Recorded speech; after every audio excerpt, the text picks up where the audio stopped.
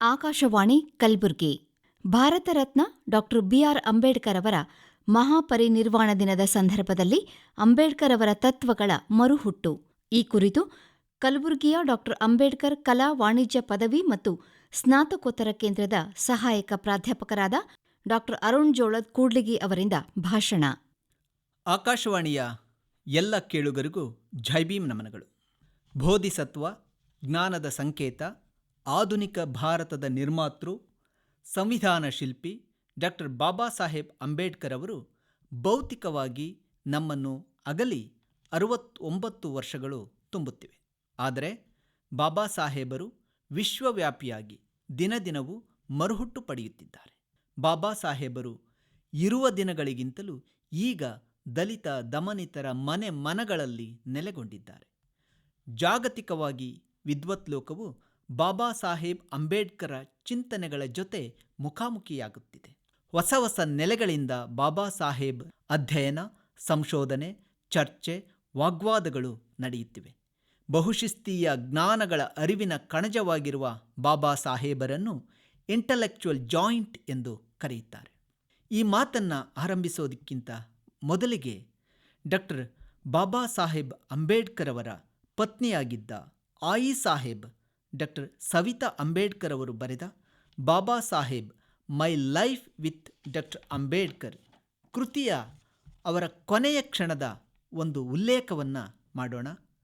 ಬಿಜಾಪುರದ ದಲಿತ ಚಳವಳಿಕಾರ ಅನಿಲ್ ಹೊಸಮನೆ ಅವರು ಈ ಕೃತಿಯನ್ನು ಡಾಕ್ಟರ್ ಅಂಬೇಡ್ಕರ್ ಸಹವಾಸದಲ್ಲಿ ಎಂದು ಕನ್ನಡಕ್ಕೆ ಅನುವಾದಿಸಿದ್ದಾರೆ. ಗದುಗಿನ ಲಡಾಯಿ ಪ್ರಕಾಶನವು ಪ್ರಕಟಿಸಿದೆ. ಈ ಕೃತಿಯಲ್ಲಿ ಬಾಬಾ ಸಾಹೇಬ್ ಅಂಬೇಡ್ಕರ್ ಅವರ ಕೊನೆಯ ಕ್ಷಣಗಳನ್ನು ಸವಿತಾ ಅಂಬೇಡ್ಕರ್ ಅವರು ಹೀಗೆ ದಾಖಲಿಸುತ್ತಾರೆ. ಸಾಹೇಬರು ಯಾವಾಗಲೂ ರಾತ್ರಿಯಲ್ಲಿ ಓದು ಬರಹ ಮಾಡುತ್ತಿದ್ದರು. ಅಗತ್ಯ ಬಿದ್ದರೆ ರಾತ್ರಿ ಇಡೀ ಅದರಲ್ಲಿ ಮಗ್ನರಾಗಿರುತ್ತಿದ್ದರು. ಆದರೆ ಡಿಸೆಂಬರ್ 5ರ ರಾತ್ರಿ ನಾನಕ್ ಚಂದ್ ರತ್ತು ನಿರ್ಗಮಿಸಿದ ನಂತರ ಬುದ್ಧ ಅಂಡ್ ಈಸ್ ಧಮ್ಮ ಕೃತಿಯ ಪ್ರಸ್ತಾವನೆ ತಿದ್ದುಪಡಿ ಮಾಡಿದ್ದರು. ಎಸ್.ಎಂ. ಜೋಶಿ, ಆಚಾರ್ಯ ಅತ್ರೆ ಮತ್ತು ಬರ್ಮಾ ಸರ್ಕಾರಕ್ಕೆ ಕಳುಹಿಸಲು ಟೈಪ್ ಮಾಡಿದ ಪತ್ರಗಳ ಅಂತಿಮ ಪರಿಶೀಲನೆ ಮಾಡಿದರು. ಆ ದಿನ ಅವರು ನಿತ್ಯಕ್ಕಿಂತ ಮೊದಲೇ ನಿದ್ರೆಗೆ ಜಾರಿದರು. ಆಗ ಸಮಯ 11:30. ದುರದೃಷ್ಟವಶಾತ್ ಡಿಸೆಂಬರ್ 5ರ ರಾತ್ರಿ ಅವರ ಜೀವನದ ಕೊನೆಯ ರಾತ್ರಿಯಾಯಿತು.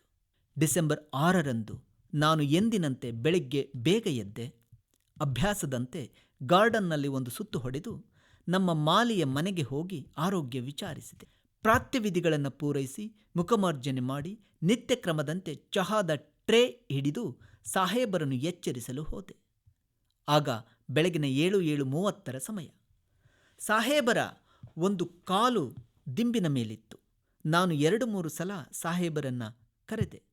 ಆದರೆ ಅವರು ಯಾವುದೇ ಪ್ರತಿಕ್ರಿಯೆ ನೀಡಲಿಲ್ಲ. ಅವರು ಗಾಢ ನಿದ್ರೆಯಲ್ಲಿದ್ದಾರೆಂದು ನಾನು ಭಾವಿಸಿದೆ. ಆದ್ದರಿಂದ ಕೈಯಿಂದ ಮೇಲೆತ್ತಲು ಯತ್ನಿಸಿದೆ. ನನ್ನ ಎದೆ ಝಲ್ಲೆಂದಿತು. ದೊಡ್ಡ ಆಘಾತ ಎದುರಾಗಿತ್ತು. ಸಾಹೇಬರು ಪರಿನಿರ್ವಾಣ ಹೊಂದಿದ್ದರು. ಇಡೀ ಬಂಗ್ಲೆಯಲ್ಲಿ ಸುಧಾಮ ಮತ್ತು ನನ್ನ ಹೊರತಾಗಿ ಯಾರೂ ಇರಲಿಲ್ಲ. ನಾನು ವೈದ್ಯೆಯಾಗಿದ್ದರೂ ನಾನೊಬ್ಬಳು ಹೆಣ್ಣು. ಅಂಥ ಸಮಯದಲ್ಲಿ ಏನು ಮಾಡಬೇಕು ಏನೆಂದು ತೋಚದಾಯಿತು. ನಾನು ಜೋರಾಗಿ ಕಿರುಚಿ ಸುಧಾಮನನ್ನು ಕರೆದೆ. ನನ್ನ ಬಾಯಿಂದ ಮಾತೇ ಹೊರಡಲಿಲ್ಲ.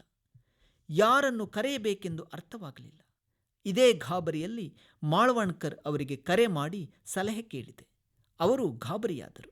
ನನಗೆ ಸಾಂತ್ವನ ಹೇಳಿ ಕೊರಮೈನ್ ಇಂಜೆಕ್ಷನ್ ಕೊಡುವಂತೆ ಸಲಹೆ ನೀಡಿದರು. ಆದರೆ ಅವರು ಮೃತಪಟ್ಟು ಹಲವು ಗಂಟೆಗಳೇ ಕಳೆದಿದ್ದವು. ಚುಚ್ಚುಮದ್ದು ಕೊಡುವುದರಲ್ಲಿ ಅರ್ಥವಿಲ್ಲವೆಂದು ರತ್ತು ಅವರನ್ನು ಕರೆತರಲು ಸುಧಾಮನನ್ನು ಕಳಿಸಿದೆ. ಸುಧಾಮ ಕಾರು ತೆಗೆದುಕೊಂಡು ನಾನಕ್ ಚಂದ್ ರತ್ತನನ್ನು ಕರೆಯಲು ಹೋದ. ಸ್ವಲ್ಪ ಹೊತ್ತಿನಲ್ಲಿ ನಾನಕ್ ಚಂದ್ ಆತಂಕದ ಸ್ಥಿತಿಯಲ್ಲಿ ಬಂಗ್ಲೆಯನ್ನು ತಲುಪಿದರು. ಅವರನ್ನು ನೋಡಿ ನನ್ನ ಹೃದಯದ ಕಟ್ಟೆ ಹೊಡೆಯಿತು. ನಾನು ಜೋರಾಗಿ ಅಳುತ್ತಾ, ರತ್ತು, ಸಾಹೇಬರು ನಮ್ಮನ್ನು ಬಿಟ್ಟು ಹೋದರು ಎಂದು ರೋಧಿಸಿದೆ. ಅದಕ್ಕಿಂತ ಹೆಚ್ಚು ಹೇಳಲು ನನ್ನಿಂದಾಗಲಿಲ್ಲ. ಹಾಗೆಯೇ ಸೋಫಾ ಮೇಲೆ ಕುಸಿದು ಬಿದ್ದೆ. ರತ್ತು ಜೋರಾಗಿ ರೋಧಿಸಲಾರಂಭಿಸಿದರು. ಕೆಲವು ಕ್ಷಣಗಳು ಹೀಗೆ ಕಳೆದವು. ಬಳಿಕ ಸಾಹೇಬರ ದೇಹಕ್ಕೆ ಮಸಾಜ್ ಮಾಡಿ ಕೃತಕ ಉಸಿರಾಟ ನೀಡುವ ಯತ್ನ ಮಾಡಿದೆವು. ಆದರೆ ಎಲ್ಲ ಪ್ರಯತ್ನಗಳು ವಿಫಲವಾದವು. ಸಾಹೇಬರು ನಮ್ಮನ್ನು ಶಾಶ್ವತವಾಗಿ ಅಗಲಿದ್ದರು. ಆನಂತರ ನಾವು ಸಮಾಲೋಚನೆ ಮಾಡಿ ಸಾಹೇಬರ ಪರಿನಿರ್ವಾಣದ ಸುದ್ದಿಯನ್ನು ಪ್ರಸಾರ ಮಾಡಲು ನಿರ್ಧರಿಸಿದೆವು. ಒಂದು ಹೆಣ್ಣಾಗಿ ಆ ಸ್ಥಿತಿಯಲ್ಲಿ ನಾನು ಏನು ಮಾಡಬೇಕೆಂದು ತಿಳಿಯುತ್ತಲಿಲ್ಲ. ನಾನಕ್ ಚಂದ್ ಅವರು ಮೊದಲು ಪ್ರಮುಖ ಪರಿಚಯಸ್ಥರಿಗೆ ತ್ವರಿತ ದೂರವಾಣಿ ಕರೆ ಮಾಡಿದರು. ಸರ್ಕಾರಿ ಇಲಾಖೆಗಳು, press trust of India, UNI, Akashvani ಕೇಂದ್ರಕ್ಕೆ ಕರೆ ಮಾಡಿ ಈ ದುಃಖದ ಸುದ್ದಿಯನ್ನು ತಿಳಿಸಿದೆವು. ಸಾಹೇಬರ ನಿಧನದ ಸುದ್ದಿ ಕಾಡ್ಗಿಚ್ಚಿನಂತೆ ಹಬ್ಬಿತು. ಅವರ ಲಕ್ಷಾಂತರ ಅನುಯಾಯಿಗಳು ಶೋಕಾಕುಲರಾಗಿ 26 ಅಲಿಪುರ ರಸ್ತೆಯ ನಮ್ಮ ಬಂಗ್ಲೆಯತ್ತ ಧಾವಿಸತೊಡಗಿದರು. ಅಲ್ಲಿಯವರೆಗೆ ಸುಧಾಮ ಮತ್ತು ರತ್ತು ಸಹಾಯದಿಂದ ಸಾಹೇಬರ ದೇಹವನ್ನು ಸಾರ್ವಜನಿಕ ದರ್ಶನಕ್ಕೆ ಇರಿಸಿದೆ. ಸಾಹೇಬರ ದರ್ಶನಕ್ಕೆ ಲಕ್ಷಾಂತರ ಜನ ಜಮಾಯಿಸತೊಡಗಿದರು. ಸಾಹೇಬರ ಅಂತಿಮ ಸಂಸ್ಕಾರವನ್ನು ಮುಂಬೈನಲ್ಲೇ ನೆರವೇರಿಸಲು ನಿರ್ಧರಿಸಲಾಯಿತು. ಅಂತಿಮ ಕ್ರಿಯೆಯನ್ನು ದೆಹಲಿ ಅಥವಾ ಸಾರಾನಾಥದಲ್ಲೇ ನಡೆಸಬೇಕು ಎಂದು ಕೆಲವರು ಅಭಿಪ್ರಾಯಪಟ್ಟಿದ್ದರು. ಆದರೆ ಮುಂಬೈ ಸಾಹೇಬರ ಕರ್ಮಭೂಮಿ. ಆದ್ದರಿಂದ ಮುಂಬೈಯಲ್ಲೇ ಅಂತಿಮ ಸಂಸ್ಕಾರ ನಡೆಸಬೇಕೆಂದು ನನ್ನ ಕೋರಿಕೆಯಾಗಿತ್ತು. ಪ್ರಧಾನಿ ನೆಹರು, ಅವರ ಸಂಪುಟದ ಸಚಿವರು, ಸರ್ಕಾರಿ ಅಧಿಕಾರಿಗಳು, ಲೋಕಸಭೆ ಮತ್ತು ರಾಜ್ಯಸಭೆ ಸದಸ್ಯರು ಬಂದಿದ್ದರು. ಪ್ರಧಾನಿ ಜವಾಹರ್ಲಾಲ್ ನೆಹರು ನನಗೆ ಸಾಂತ್ವನ ಹೇಳಿದರು. ಸಾಹೇಬರ ವಯಸ್ಸು, ಅವರ ನಿಧನದ ಸಮಯದಲ್ಲಿ ಇದ್ದ ಅವರ ಆರೋಗ್ಯದ ಸ್ಥಿತಿ ಇತ್ಯಾದಿ ವಿಷಯಗಳ ಬಗ್ಗೆ ವಿಚಾರಿಸಿದರು. ನಾನು ಎಲ್ಲವನ್ನೂ ವಿವರಿಸಿದೆ.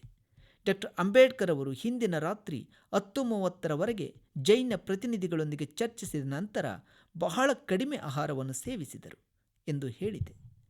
ಬುದ್ಧ ಮತ್ತು ಆತನ ಧಮ್ಮ ಗ್ರಂಥದ ಮುನ್ನುಡಿಯ ಸುಧಾರಿತ ಪ್ರತಿಯನ್ನು ತೋರಿಸಿದೆ. ಅವರದೇ ಹಸ್ತಾಕ್ಷರದಿಂದ ಅವರ ಪ್ರಮುಖ ಗ್ರಂಥವನ್ನು ಪೂರ್ಣಗೊಳಿಸುವ ಮೂಲಕ ಅವರು ತಮ್ಮ ಜೀವನ ಕಾರ್ಯ ಕೊನೆಗೊಳಿಸಿದರು ಎಂದು ಹೇಳಿದೆ. ಬಾಬು ಜಗಜೀವನ್ ರಾಮ್ ಕೂಡ ಅಂತಿಮ ದರ್ಶನಕ್ಕೆ ಬಂದಿದ್ದರು. ಅಂತಿಮ ಸಂಸ್ಕಾರ ಎಲ್ಲಿ ನಡೆಯುತ್ತದೆ ಎಂದೆಲ್ಲ ವಿಚಾರಿಸಿದರು. ನಂತರ ಮುಂಬೈನಲ್ಲಿ ಅಂತಿಮ ಸಂಸ್ಕಾರ ನಡೆಯಲಿದೆ ಎಂದಾಗ ಅವರು ಪಾರ್ಥಿವ ಶರೀರವನ್ನು ವಿಮಾನದಲ್ಲಿ ಮುಂಬೈಗೆ ಕೊಂಡೊಯ್ಯಲು ಆದೇಶಿಸುವ ಭರವಸೆ ನೀಡಿದರು. ಅಷ್ಟೇ ಅಲ್ಲ, ಅರ್ಧ ದರಕ್ಕೆ ವಿಮಾನ ಕೊಡಿಸುವ ವ್ಯವಸ್ಥೆ ಮಾಡಿದರು. ನಾವು ವಿಮಾನದ ಅರ್ಧ ಬಾಡಿಗೆ ಕಟ್ಟಿದೆವು. ಹೀಗೆ ಡಾಕ್ಟರ್ ಬಾಬಾ ಸಾಹೇಬ್ ಅಂಬೇಡ್ಕರ್ ಅವರ ಕೊನೆಯ ದಿನಗಳನ್ನು, ಕೊನೆಯ ಕ್ಷಣವನ್ನು ಸವಿತಾ ಅಂಬೇಡ್ಕರ್ ಅವರು ಬಹಳ ದುಃಖದಿಂದ ಭಾವನಾತ್ಮಕವಾಗಿ ಈ ಚಿತ್ರವನ್ನು ನಮಗೆ ಕಟ್ಟಿಕೊಡ್ತಾರೆ. ಹೀಗೆ ದೈಹಿಕವಾಗಿ, ಶಾರೀರಿಕವಾಗಿ ಬಾಬಾ ಸಾಹೇಬರು ನಮ್ಮನ್ನು ಅಗಲಿದರೂ ಕೂಡ ಅವರ ಚಿಂತನೆಗಳ ಮೂಲಕ ಅವರು ನಿತ್ಯ ನಮ್ಮ ಜೊತೆಗೆ ಮರುಹುಟ್ಟು ಪಡೀತಾ ಇದ್ದಾರೆ. ಬಾಬಾ ಸಾಹೇಬ್ ಅಂಬೇಡ್ಕರ್ ಅವರ ಬಗೆಗೆ ಇಡೀ ಜಗತ್ತು ಅಧ್ಯಯನ ಮಾಡ್ತಾ ಇರೋದನ್ನು ನೋಡಿದರೆ ಬಾಬಾ ಸಾಹೇಬ್ ಅಂಬೇಡ್ಕರ್ ಅವರ ರೀಬರ್ತ್ ಆಗ್ತಿದೆ ಅಂತ ನಮಗೆ ಅನ್ನಿಸ್ತಾ ಇದೆ. ತೀರ ಈಚೆಗೆ ನವೆಂಬರ್ 26 ಯುನೆಸ್ಕೋ ಪ್ರಧಾನ ಕಚೇರಿ ಪ್ಯಾರಿಸ್ನಲ್ಲಿ ಅಂಬೇಡ್ಕರ್ ಅವರ ಪ್ರತಿಮೆಯನ್ನು ಅನಾವರಣ ಮಾಡಲಾಯಿತು. 40 ದೇಶದ ಪ್ರತಿನಿಧಿಗಳು ಈ ಅನಾವರಣ ಕಾರ್ಯಕ್ರಮಕ್ಕೆ ಆಗಮಿಸಿದ್ದರು. 2017 ಕರ್ನಾಟಕ ಸರ್ಕಾರ quest for equity, reclaiming social justice, revisiting Ambedkar ಎನ್ನುವ ಥೀಮ್ ಮೇಲೆ ಒಂದು ಅಂತಾರಾಷ್ಟ್ರೀಯ ಸೆಮಿನಾರನ್ನು ಆಯೋಜನೆ ಮಾಡಿದ್ದರು. ಈ ಸೆಮಿನಾರಲ್ಲಿ 60ಕ್ಕಿಂತ ಹೆಚ್ಚು ಬೇರೆ ಬೇರೆ ದೇಶಗಳ ಅಂತಾರಾಷ್ಟ್ರೀಯ ವಿದ್ವಾಂಸರು ಭಾಗವಹಿಸಿ ಅವರವರ ದೇಶದ ಚಿಂತಕರ ಜೊತೆ ಡಾಕ್ಟರ್ ಬಾಬಾ ಸಾಹೇಬ್ ಅಂಬೇಡ್ಕರ್ರ ಚಿಂತನೆಗಳನ್ನು, ಅವರ ಆಲೋಚನೆಗಳನ್ನು ಹೋಲಿಸಿ ತೌಲನಿಕವಾಗಿ ವಿಶ್ಲೇಷಣೆ ಮಾಡಿದರು. ಈ ಬಗ್ಗೆ ಎಲ್ಲ ವಿಶ್ಲೇಷಣೆಯ ಭಾಷಣಗಳನ್ನು 2024 ಆಕ್ಸ್ಫರ್ಡ್ ಯೂನಿವರ್ಸಿಟಿ 5 ಸಂಪುಟಗಳಲ್ಲಿ ಪ್ರಕಟಿಸಿದೆ. ಇದನ್ನು ಆಕಾಶ್ ಸಿಂಗ್ ರಾಥೋರ್ ಎನ್ನುವ ಒಬ್ಬ ಯುವ ವಿದ್ವಾಂಸ ಈ ಸಂಪುಟಗಳನ್ನು ಸಂಪಾದನೆ ಮಾಡಿದ್ದಾರೆ. ಇದು ಡಾಕ್ಟರ್ ಬಾಬಾ ಸಾಹೇಬ್ ಅಂಬೇಡ್ಕರ್ ಅವರು ಏರಿದ ಎತ್ತರಕ್ಕೆ ಬಹಳ ಮುಖ್ಯವಾಗಿ ಸಾಕ್ಷಿಯಾಗಿದೆ ಅಂತ ಹೇಳ್ಬೋದು. ಇನ್ನು ಡಾಕ್ಟರ್ ಬಾಬಾ ಸಾಹೇಬ್ ಅಂಬೇಡ್ಕರ್ ಅವರು ಓದಿದ ಕೊಲಂಬಿಯಾ ವಿಶ್ವವಿದ್ಯಾಲಯವು ಡಾಕ್ಟರ್ ಬಾಬಾ ಸಾಹೇಬ್ ಅಂಬೇಡ್ಕರ್ ಅವರಿಗೆ ಸಂಬಂಧಿಸಿದ ಎಲ್ಲ ದಾಖಲೆಗಳನ್ನು ಬಹಿರಂಗಗೊಳಿಸಿದೆ. ಕಾರಣ, ಜಗತ್ತಿನಾದ್ಯಂತ ಅಂಬೇಡ್ಕರ್ ಅವರ ಕುರಿತ ಅಧ್ಯಯನಗಳು ಹೆಚ್ಚಾಗಿ ನಡೀತಾ ಇದ್ದಾವೆ. ಆದ ಕಾರಣ ಬಾಬಾ ಸಾಹೇಬ್ ಅವರ ದಾಖಲೆಗಳು ಎಲ್ಲರಿಗೂ, ಎಲ್ಲ ಅಧ್ಯಯನಕಾರರಿಗೂ ಲಭ್ಯವಾಗಬೇಕು ಅಂತೇಳಿ ನಾವು ಈ ಬಾಬಾ ಸಾಹೇಬ್ ಅಂಬೇಡ್ಕರ್ಗೆ ಸಂಬಂಧಿಸಿದ ಎಲ್ಲ ದಾಖಲೆಗಳನ್ನು ನಾವು ಬಹಿರಂಗಗೊಳಿಸ್ತಿದ್ದೀವಿ ಅಂತ ಕೊಲಂಬಿಯಾ ವಿಶ್ವವಿದ್ಯಾಲಯ ಹೇಳಿಕೊಂಡಿದೆ. ಈಚಿನ 1 ದಶಕದಲ್ಲಿ ಅಂತಾರಾಷ್ಟ್ರೀಯ ಮಟ್ಟದಲ್ಲಿ ಡಾಕ್ಟರ್ ಬಾಬಾ ಸಾಹೇಬ್ ಅಂಬೇಡ್ಕರ್ ಅವರನ್ನು ಕುರಿತಂತೆ ಬಹಳ ಗಮನಾರ್ಹವಾದ ಚರ್ಚೆ, ಸಂವಾದಗಳು ನಡೀತಿದ್ದಾವೆ. ಬಹಳ ಮಹತ್ವದ ಪುಸ್ತಕಗಳು ಪ್ರಕಟ ಆಗ್ತಿದ್ದಾವೆ. ಅಶೋಕ್ ಗೋಪಾಲ್ ಅವರ ಎ ಪಾರ್ಟ್ ಅಪಾರ್ಟ್ ಕೃತಿಯನ್ನು ನೋಡಬಹುದು. ಆಕಾಶ್ ಸಿಂಗ್ ರಾಥೋರ್ ಅವರ ಅಂಬೇಡ್ಕರ್ ಪ್ರಿಯಂಬಲ್, ಬಿಕಮಿಂಗ್ ಅಂಬೇಡ್ಕರ್. ಇನ್ನು ಇತ್ತೀಚಿನ ಭಾಳ ಮಹತ್ವದ ಪುಸ್ತಕ ಅಂತಂದರೆ ಆನಂದ್ ತೇಲ್ತುಂಬಡೆ ಅವರ ಐಕೊನೋಕ್ಲಾಸ್ಟ್. ಹೀಗೆ ಬಾಬಾ ಸಾಹೇಬ್ ಅಂಬೇಡ್ಕರ್ ಅವರ ಬಗೆಗೆ ಬೇರೆ ಬೇರೆ ನೆಲೆಯ ಚರ್ಚೆಗಳು ನಡೀತಿದ್ದಾವೆ. ನಾವು ಬಾಬಾ ಸಾಹೇಬ್ ಅಂಬೇಡ್ಕರ್ ಅವರ ದೇಶದವರಾಗಿ ಮತ್ತು ಅವರ ಅಭಿಮಾನಿಗಳಾಗಿ ನಾವು ಅಂಬೇಡ್ಕರ್ ಅವರನ್ನು ಅಧ್ಯಯನ ಮಾಡೋದು, ಚಿಂತನೆ ಮಾಡೋದು, ಅವರ ಬಗ್ಗೆ ಆರಾಧನೆ ಮಾಡೋದೇನೋ ಸರಿ. ಆದರೆ ಇಡೀ ಜಗತ್ತಿನ ಚಿಂತಕ ವಲಯ, ಇಡೀ ಜಗತ್ತಿನ ದಮನಿತ ವಲಯ ಯಾಕೆ ಅಂಬೇಡ್ಕರ್ ಅವರನ್ನು ಈ ಮಟ್ಟದಲ್ಲಿ ಆರಾಧಿಸ್ತಿದೆ, ಯಾಕೆ ಅಂಬೇಡ್ಕರ್ ಅವರ ಚಿಂತನೆಗಳ ಜೊತೆ ಈ ಮಟ್ಟದ ಒಂದು ಮುಖಾಮುಖಿ ಸಂವಾದ, ವಾಗ್ವಾದಗಳು ನಡೀತಿವೆ ಅನ್ನೋದನ್ನು ನಾವು ನೋಡೋದಾದರೆ, ಡಾಕ್ಟರ್ ಬಾಬಾ ಸಾಹೇಬ್ ಅಂಬೇಡ್ಕರ್ ಅವರ ಆಲೋಚನೆಯ ಕೇಂದ್ರ, ಆಲೋಚನೆಯ ಸೂತ್ರ ಏನಾಗಿತ್ತು ಅಂತಂದರೆ ಅದು ವಿಜ್ಞಾನದ ತಳಹದಿಯ ಮೇಲೆ ನಿರ್ಮಾಣಗೊಂಡಿತ್ತು. ಅದರಲ್ಲೂ ವಿಶೇಷವಾಗಿ ಬೌದ್ಧ ಧಮ್ಮದ ವೈಜ್ಞಾನಿಕ ತಳಹದಿಯ ಮೇಲೆ ಅವರು ಯೋಚನೆ ಮಾಡ್ತಾಯಿದ್ರು. ವಿಜ್ಞಾನದ ಕ್ರಮ ಏನು ಅಂತಂದರೆ ಅದು ತರ್ಕ, ಪ್ರಯೋಗ ಮತ್ತು ಅನ್ವಯಿಕತೆ. ಪ್ರತಿಯೊಂದು ವಿಷಯವನ್ನು ತರ್ಕಕ್ಕೆ ಒಡ್ಡೋದು, ಆ ತರ್ಕಕ್ಕೆ ಒಡ್ಡಿದ್ದನ್ನು ಆಧರಿಸಿ ಅದನ್ನು ಪ್ರಯೋಗ ಮಾಡೋದು, ಪ್ರಯೋಗ ಮಾಡಿದ ಮೇಲೆ ಅದನ್ನು ಟೆಸ್ಟ್ ಮಾಡೋದಕ್ಕೆ ಅದನ್ನು ಅನ್ವಯಿಕವಾಗಿ ನೋಡೋದು. ಇದು ವಿಜ್ಞಾನದ ಒಂದು ಆಲೋಚನೆಯ ಕ್ರಮ. ಈ ಕ್ರಮವನ್ನು ಡಾಕ್ಟರ್ ಬಾಬಾ ಸಾಹೇಬ್ ಅಳವಡಿಸ್ಕೊಂಡಿದ್ದರು. ಈ ಕಾರಣದಿಂದಾಗಿಯೇ ಇಡೀ ಜಗತ್ತು ಡಾಕ್ಟರ್ ಬಾಬಾ ಸಾಹೇಬ್ ಅಂಬೇಡ್ಕರ್ ಅವರ ಚಿಂತನೆಗಳ ಜೊತೆ ಒಂದು ಮುಖಾಮುಖಿಯನ್ನು ಮಾಡ್ತಿದೆ. ಇದನ್ನು ನಾವು ಉದಾಹರಣೆ ಸಮೇತ ಒಂದು ನೋಡೋದಾದರೆ, ಅಂಬೇಡ್ಕರ್ ಅವರು ಇಡೀ ದೇಶದ ದಲಿತ ದಮನಿತರಿಗೆ ಕೊಟ್ಟ ಒಂದು ಭಾಳ ದೊಡ್ಡ ಒಂದು ಶಕ್ತಿಯುತವಾದ ಸೂತ್ರ ಏನು ಅಂತಂದರೆ, ಶಿಕ್ಷಿತರಾಗಿ ಸಂಘಟಿತರಾಗಿ ಹೋರಾಟ ಮಾಡಿ ಅಂತ. ಈ ಹೇಳಿಕೆಗಳನ್ನು ಸುಮ್ಮನೆ ಹೇಳಿದ್ರಾ ಅಂತ ಕೇಳಿದರೆ ಇಲ್ಲ.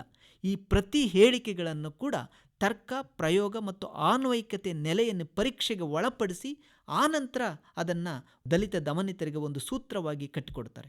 ಶಿಕ್ಷಣ ಅಂತ ಹೇಳೋದನ್ನು ಅವರು ಸುಮ್ಮನೆ ಒಂದು ಹೇಳಿಕೆಯಾಗಿ ಶಿಕ್ಷಣ ಸಂಘಟನೆ ಹೋರಾಟ ಅಂತ ಹೇಳಲಿಲ್ಲ.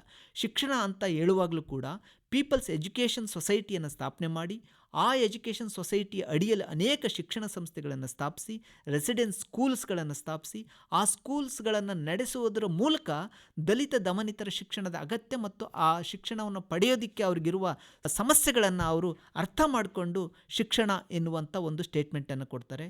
ಇನ್ನು ಸಂಘಟನೆ ಅಂತ ಹೇಳುವಾಗಲೂ ಕೂಡ ಬಹಿಷ್ಕೃತ ಹಿತಕಾರಿಣಿ ಸಭಾವನ್ನು ಒಳಗೊಂಡಂತೆ 40ಕ್ಕೂ ಹೆಚ್ಚು ಸಂಘಟನೆಗಳನ್ನ ಕಟ್ತಾರೆ ಮತ್ತು 40ಕ್ಕೂ ಹೆಚ್ಚು ಸಂಘಟನೆಗಳ ಬೈಲ ಬರೀತಾರೆ.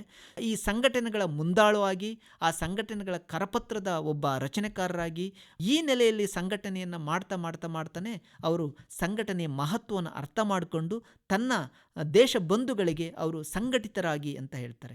ಇನ್ನು ಹೋರಾಟ ಅಂತ ಬಂದಾಗ ಚೌಡಾರ್ ಕೆರೆಯ ಹೋರಾಟವನ್ನು ಒಳಗೊಂಡಂತೆ ಹಲವು ಹೋರಾಟಗಳಲ್ಲಿ ಅವರು ಮುಂದಾಳು ಆಗಿರ್ತಾರೆ. ಅವರೇ ಮುಂದೆ ನಿಂತು ಹೋರಾಟವನ್ನು ನಡೆಸ್ತಾರೆ ಮತ್ತು ಆ ಹೋರಾಟಕ್ಕೆ ಬಂದ ಪ್ರತಿರೋಧ ಇರ್ಬೋದು, ಆ ಹೋರಾಟಕ್ಕೆ ಬಂದ ಅಡೆತಡೆಗಳಿರ್ಬೋದು, ಎಲ್ಲವನ್ನು ಸ್ವತಃ ಅನುಭವಿಸ್ತಾರೆ. ಚೌಡಾರ್ ಕೆರೆಯ ಹೋರಾಟದಲ್ಲಿ ಕಲ್ಲಿನ ಅಂದ ಅವ್ರಿಗೆ ಏಟು ಬಿದ್ದು ರಕ್ತ ಬರುವಂಥ ಘಟನೆಯನ್ನು ಕೂಡ ನಾವು ನೋಡ್ಬೋದು. ಹೀಗೆ ಹೋರಾಟದಲ್ಲಿ ಸ್ವತಃ ಭಾಗಿಯಾಗಿ ಸ್ವತಃ ಆ ಹೋರಾಟದ ಅನುಭವವನ್ನು ಪಡೆದು ತನ್ನ ದೇಶದ ಬಾಂಧವರಿಗೆ ಅವರು ಹೋರಾಟ ಮಾಡಿ ಅಂತ ಹೇಳ್ತಾರೆ. ಹೀಗೆ ಡಾಕ್ಟರ್ ಬಾಬಾ ಸಾಹೇಬ್ ಅಂಬೇಡ್ಕರ್ ಅವರ ಚಿಂತನೆ ವೈಜ್ಞಾನಿಕ ತಳಹದಿಯ ಮೇಲೆ ನಿಂತಿರೋದ್ರಿಂದ ಇಡೀ ಜಗತ್ತು ಇವತ್ತು ಇಂದಿಗಿಂತ ಹೆಚ್ಚು ಅವರನ್ನು ಅಧ್ಯಯನ ಮಾಡ್ತಾ ಇದೆ. ಹಾಗೆ ನೋಡಿದರೆ ತೇಲ್ತುಂಬಡೆಯವರು ಬರೆದ ಐಕಾನೋಕ್ಲಾಸ್ಟ್ ಕೃತಿಯಲ್ಲಿ ಕೊನೆಯ ಅಧ್ಯಾಯದಲ್ಲಿ ಬಾಬಾ ಸಾಹೇಬ್ ಅವರ ಜಾಗತಿಕ ಮಹತ್ವದ ಬಗ್ಗೆ ಕೆಲವು ಅಂಶಗಳನ್ನು ಅವರು ಮನವರಿಕೆ ಮಾಡ್ತಾರೆ. ಅದರಲ್ಲಿ ಕೆಲವು ಅಂಶಗಳನ್ನು ನೋಡೋದಾದರೆ, ಬಾಬಾ ಸಾಹೇಬರು ಬೌದ್ಧ ಧಮ್ಮದ ಪ್ರಭಾವ ಬಹಳ ದಟ್ಟವಾಗಿ ಅವರ ಅಗಲಿಕೆಯ ನಂತರ ಭಾರತದಲ್ಲಿ ನೆಲೆಗೊಂಡಿರೋದನ್ನು ಹೇಳ್ತಾರೆ. 2011ರ ಜನಗಣತಿಯ ಪ್ರಕಾರ 33% ನವಬೌದ್ಧರಿದ್ದಾರೆ ಅನ್ನುವಂಥ ಒಂದು ದಾಖಲೆಯನ್ನು ಹೇಳ್ತಾ, ಬೌದ್ಧ ಧಮ್ಮ ದಲಿತರಿಗೆ ಒಂದು ಹೊಸ ಗುರುತನ್ನು ನೀಡಿದೆ ಮತ್ತು ಏಕಕಾಲಕ್ಕೆ ಅದು ಅಂತಾರಾಷ್ಟ್ರೀಯ ಗುರುತಾಗಿತ್ತು ಅನ್ನುವಂಥ ಒಂದು ಮಾತನ್ನು ಹೇಳ್ತಾರೆ. ಇನ್ನು ಬಾಬಾ ಸಾಹೇಬ್ರ ಸಂವಿಧಾನದ ಹಕ್ಕುಗಳನ್ನು ದಲಿತ ದಮನಿತರಿಗೆ ಕೊಡಿಸಿದ ನಂತರ ಇಡೀ ಇಂಡಿಯಾದಲ್ಲಿ ಮೊದಲ ಬಾರಿಗೆ ಈ 50 ವರ್ಷದ ಬಾಬಾ ಸಾಹೇಬರ ನಂತರದಲ್ಲಿ ಒಂದು ದಲಿತರಲ್ಲಿ ಮಧ್ಯಮ ವರ್ಗ ಸೃಷ್ಟಿಯಾಗಿದೆ. ಮಧ್ಯಮ ವರ್ಗ ಸೃಷ್ಟಿಯಾಗಿರೋದ್ರಿಂದ ಭಾರತದ ಆಚೆ ದಲಿತರು, ಭಾರತದ ದಲಿತ ದಮನಿತ ಸಮುದಾಯದ ಯುವ ಸಮುದಾಯ ಜಗತ್ತಿನಾದ್ಯಂತ ಶಿಕ್ಷಣಕ್ಕಾಗಿ, ಉದ್ಯೋಗಕ್ಕಾಗಿ ಇಡೀ ಜಗತ್ತಿನಾದ್ಯಂತ ವಿಸ್ತರಿಸಿಕೊಂಡಿದ್ದಾರೆ. ಈ ಅರ್ಥದಲ್ಲಿ ದಲಿತರ ದೊಡ್ಡ ಮಟ್ಟದ ವಲಸೆ ಕೂಡ ಸಾಧ್ಯ ಆಗಿದೆ ಅಂತ ಹೇಳ್ತಾರೆ. ಇದರ ಪರಿಣಾಮವಾಗಿ ಬಾಬಾ ಸಾಹೇಬರ ಜಯಂತಿಯನ್ನು ಜಗತ್ತಿನ 150 ದೇಶಗಳಲ್ಲಿ ಆಚರಿಸಲಾಗ್ತಿದೆ ಅನ್ನುವಂಥ ಒಂದು ಅಂಶವನ್ನು ಹೇಳ್ತಾರೆ. ಇನ್ನೊಂದು ಬಹಳ ಮುಖ್ಯವಾದ ಅಂಶ ಏನು ಅಂತಂದರೆ, ಬಾಬಾ ಸಾಹೇಬರ ಕೊನೆಯ ಹೋರಾಟ ಯಾವುದಾಗಿತ್ತು ಅಂದರೆ ಅದು ಭೂ ಹೋರಾಟ ಆಗಿತ್ತು. ಆ ಭೂ ಹೋರಾಟದ ಮುಖ್ಯಾಂಶ ಏನು ಅಂತಂದರೆ, ಇಡೀ ಇಂಡಿಯಾದಲ್ಲಿ ಸರ್ಕಾರಿ ಜಮೀನು ಅಂತ ಏನಿದೆ, ಅಂದರೆ ಪರಂಪೋಕ್ ಅಂತ ಏನು ಕರಿತೀವಿ ಅಂತಹ ಸರ್ಕಾರಿ ಜಮೀನು ಅಂತ ಏನಿದೆ, ಆ ಎಲ್ಲ ಸರ್ಕಾರಿ ಜಮೀನನ್ನು ದಲಿತರು, ಯಾರು ಭೂಮಿ ಇಲ್ಲವೋ ಆ ಭೂಮಿ ಇಲ್ಲದಿರೋ ದಲಿತರು ಸರ್ಕಾರಿ ಜಮೀನನ್ನು ವಶಪಡಿಸಿಕೊಂಡು ಉಳುಮೆ ಮಾಡಬೇಕು. ಆ ಉಳುಮೆ ಮಾಡುವ ಈ ಥರದ ಹೋರಾಟಕ್ಕೆ ಡಾಕ್ಟರ್ ಬಾಬಾ ಸಾಹೇಬ್ ಅಂಬೇಡ್ಕರ್ ಅವರು ನಾಯಕತ್ವ ವಹಿಸಬೇಕು ಅನ್ನುವ ಒಂದು ಕನಸಾಗಿತ್ತು. ಆ ಕನಸನ್ನು ಡಾಕ್ಟರ್ ಬಾಬಾ ಸಾಹೇಬ್ ಅಂಬೇಡ್ಕರ್ ಅವರ ಮುಂದುವರಿಕೆ ಮತ್ತು ಮಾನಸಪುತ್ರ ಅಂತ ಗುರುತಿಸಬಹುದಾದ BK ಗಾಯಕ್ವಾಡ್ ಅವರ ನೇತೃತ್ವದಲ್ಲಿ ಈ ಭೂ ಹೋರಾಟ ಮುಂದುವರಿಯುತ್ತೆ. ಈ ಹೋರಾಟದ ಫಲವಾಗಿ 1965 ಹೊತ್ತಿಗೆ 39,16,676 ಎಕರೆ ದಲಿತರಿಗೆ ಭೂಮಿ ಹಂಚಿಕೆಯಾಯಿತು ಅನ್ನುವ ಒಂದು ಅಂಶವನ್ನು ಹೇಳ್ತಾರೆ. ಇದು ಭಾರತದಲ್ಲಿ ಡಾಕ್ಟರ್ ಬಾಬಾ ಸಾಹೇಬ್ ಅಂಬೇಡ್ಕರ್ರ ನಂತರ ಬಹಳ ದೊಡ್ಡ ಮೂಮೆಂಟಿನ ಭಾಗವಾಗಿದೆ ಅಂತ ಅನ್ನೋದನ್ನು ನಾವು ನೋಡ್ಬೋದು. ಈ ಅರ್ಥದಲ್ಲಿ ಇನ್ನೊಂದು ಬಹಳ ಮುಖ್ಯವಾದ ಅಂಶ, ಜಗತ್ತಿನ ವಿದ್ವಾಂಸರು, ವಿದ್ವತ್ ಲೋಕ ಡಾಕ್ಟರ್ ಬಾಬಾ ಸಾಹೇಬ್ ಅಂಬೇಡ್ಕರ್ ಅವರನ್ನು ಯಾಕೆ ಅಷ್ಟಾಗಿ ಅವ್ರನ್ನ ಅಧ್ಯಯನ ಮಾಡ್ತಿದೆ, ಯಾಕೆ ಅಷ್ಟಾಗಿ ಅವರನ್ನು ಒಂದು ಅನುಸರಿಸ್ತಿದೆ ಅಂತ ಹೇಳೋದಕ್ಕೆ ಒಂದು ಭಾಳ ಮುಖ್ಯವಾದ ಅಂಶವನ್ನು ಗಮನ ಸೆಳೀತಾರೆ. ಅದು ಏನು ಅಂತಂದರೆ, ಆಫ್ರಿಕಾದಲ್ಲಿ ಒಂದು ಜನಾಂಗೀಯ ಶೋಷಣೆ ನಡೀತಾ ಇತ್ತು. ಕರಿಯರು ಮತ್ತು ಬಿಳಿಯರು ಅನ್ನುವಂಥ ಒಂದು ಭಾಳ ದೊಡ್ಡ ಜನಾಂಗೀಯ ಶೋಷಣೆ ಏನು ನಡೀತಿತ್ತು, ಆ ಶೋಷಣೆಯನ್ನು ನಿಲ್ಲಿಸೋದಕ್ಕೆ ಆಫ್ರೋ ಅಮೇರಿಕನ್ನವರು ದೊಡ್ಡ ಮಟ್ಟದ ಹೋರಾಟವನ್ನು ಮಾಡ್ತಾರೆ. ಬಾಬಾ ಸಾಹೇಬ್ ಅಂಬೇಡ್ಕರ್ ಅವರು ಭಾರತದ ಜಾತಿ ವ್ಯವಸ್ಥೆಯನ್ನು ಅವರು ಜಾಗತಿಕ ಸಮುದಾಯಕ್ಕೆ ವಿವರಿಸಲು ಅವರು ಆಫ್ರಿಕನ್ನರ ಗುಲಾಮಿ ಪದ್ಧತಿಯ ಜೊತೆಗೆ ಇಲ್ಲಿನ ಜಾತಿ ಪದ್ಧತಿಯನ್ನು ಹೋಲಿಕೆ ಮಾಡಿ ವಿಶ್ಲೇಷಣೆ ಮಾಡಿದರು. ಈ ಅರ್ಥದಲ್ಲಿ ಆಫ್ರೋ ಅಮೇರಿಕನ್ನಲ್ಲಿ ನಡೆದ ಜನಾಂಗೀಯ ಶೋಷಣೆಯ ವಿರುದ್ಧದ ಹೋರಾಟ ಏನಿತ್ತು, ಆ ಹೋರಾಟಕ್ಕೂ ಭಾರತದಲ್ಲಿ ನಡೆದ ದಮನಿತ ಅಥವಾ ದಲಿತ ಹೋರಾಟಕ್ಕೂ ಅದು ಬಹಳ ಮುಖ್ಯವಾಗಿ ಹೋಲಿಕೆ ಆಗ್ತಾ ಇತ್ತು. ಆದರೆ ಆಫ್ರೋ ಅಮೇರಿಕನ್ ಹೋರಾಟದಲ್ಲಿ ಅನೇಕರು, ಅಂದರೆ ಬಹುನಾಯಕತ್ವವನ್ನು ವಹಿಸಿದರು. ಅನೇಕ ಮಹಾನ್ ನಾಯಕರು ಈ ಹೋರಾಟದಲ್ಲಿ ಭಾಗವಹಿಸಿ ಆ ಹೋರಾಟವನ್ನು ಯಶಸ್ವಿಗೊಳಿಸ್ತಾರೆ. ಆದರೆ ಇಂಥದ್ದೇ ಒಂದು ಮಹತ್ವದ ಜನಾಂಗೀಯ ಹೋರಾಟಕ್ಕೆ ಹೋಲಿಕೆಯಾಗುವ ಮತ್ತು ಸಮನಾದ ಭಾರತದ ಜಾತಿಯ ಶೋಷಣೆ ವಿರುದ್ಧದ ಹೋರಾಟದಲ್ಲಿ ಡಾಕ್ಟರ್ ಬಾಬಾ ಸಾಹೇಬ್ ಅಂಬೇಡ್ಕರ್ ಅವರು ಒಬ್ಬರೇ ಏಕಾಂಗಿಯಾಗಿ ನಿಭಾಯಿಸಿದ ರೀತಿಗೆ ಇಡೀ ಜಗತ್ತು ಬೆರಗಾಗಿದೆ, ಜಗತ್ತು ಬೆಚ್ಚಿಬಿದ್ದಿದೆ. ಆ ಕಾರಣಕ್ಕೆ ಇಡೀ ಜಗತ್ತಿನಲ್ಲಿ ಎಲ್ಲೇ ದಬ್ಬಾಳಿಕೆ ಶೋಷಣೆಗಳು ನಡೆದರೆ ಈ ದಬ್ಬಾಳಿಕೆ ಶೋಷಣೆ ವಿರುದ್ಧದ ಹೋರಾಟಗಳಲ್ಲಿ ಬಾಬಾ ಸಾಹೇಬ್ ಅಂಬೇಡ್ಕರ್ ಅವರ ಆಲೋಚನೆ ಮತ್ತು ಅವರ ಫೋಟೋ ಮತ್ತು ಅವರ ಸಾಂಗತ್ಯ ಎದ್ದು ಕಾಣ್ತಾ ಇದೆ. ಈ ಅರ್ಥದಲ್ಲಿ ಡಾಕ್ಟರ್ ಬಾಬಾ ಸಾಹೇಬ್ ಅಂಬೇಡ್ಕರ್ ಅವರು ಇವತ್ತು ಜಗತ್ತಿನ ದಮನಿತರ ಹೋರಾಟಗಾರರ ಒಂದು ಸಾಂಕೇತಿಕ ಶಕ್ತಿಯಾಗಿ ಅವತ್ತು ಕಾಣ್ತಾ ಇದ್ದಾರೆ. ಹೀಗಾಗಿ ಇವತ್ತು ಬಾಬಾ ಸಾಹೇಬರು ನಮ್ಮ ಅಗಲಿದ ದಿನ ಅಂತ ನಾವು ಯೋಚನೆ ಮಾಡ್ತಿದ್ದೀವಿ. ಇಂಥ ಹೊತ್ತಲ್ಲಿ ಬಾಬಾ ಸಾಹೇಬ್ ಅಂಬೇಡ್ಕರ್ ಅವರು ಭೌತಿಕವಾಗಿ, ಶಾರೀರಿಕವಾಗಿ ನಮ್ಮನ್ನು ಅಗಲಿರಬಹುದು. ಆದರೆ ಅವರ ಆಲೋಚನೆಗಳ ಮೂಲಕ, ಅವರ ವಿಷನ್ ಮೂಲಕ, ಅವರು ಕೊಟ್ಟ ಸಂವಿಧಾನದ ಮೂಲಕ ಬಾಬಾ ಸಾಹೇಬ್ ಅಂಬೇಡ್ಕರ್ ಅವರು ನಿರಂತರವಾಗಿ ಪ್ರತಿದಿನ ಪ್ರತಿ ಕ್ಷಣ ನಮ್ಮ ಜೊತೆ ಅಂಬೇಡ್ಕರ್ ಅವರು ಜೀವಿಸ್ತಾ ಇದ್ದಾರೆ ಅಂತ ಹೇಳೋದಕ್ಕೆ ಇಷ್ಟಪಡ್ತೀನಿ. ಇದುವರೆಗೆ ಭಾರತ ರತ್ನ ಡಾಕ್ಟರ್ BR ಅಂಬೇಡ್ಕರ್ ಅವರ ಮಹಾಪರಿನಿರ್ವಾಣ ದಿನದ ಸಂದರ್ಭದಲ್ಲಿ ಅಂಬೇಡ್ಕರ್ ಅವರ ತತ್ವಗಳ ಮರುಹುಟ್ಟು ಈ ಕುರಿತು ಕಲಬುರಗಿಯ ಡಾಕ್ಟರ್ ಅಂಬೇಡ್ಕರ್ ಕಲಾ ವಾಣಿಜ್ಯ ಪದವಿ ಮತ್ತು ಸ್ನಾತಕೋತ್ತರ ಕೇಂದ್ರದ ಸಹಾಯಕ ಪ್ರಾಧ್ಯಾಪಕರಾದ ಡಾಕ್ಟರ್ ಅರುಣ್ ಜೋಳದ್ ಕೂಡ್ಲಿಗಿ ಅವರಿಂದ ಭಾಷಣ ಕೇಳಿದಿರಿ.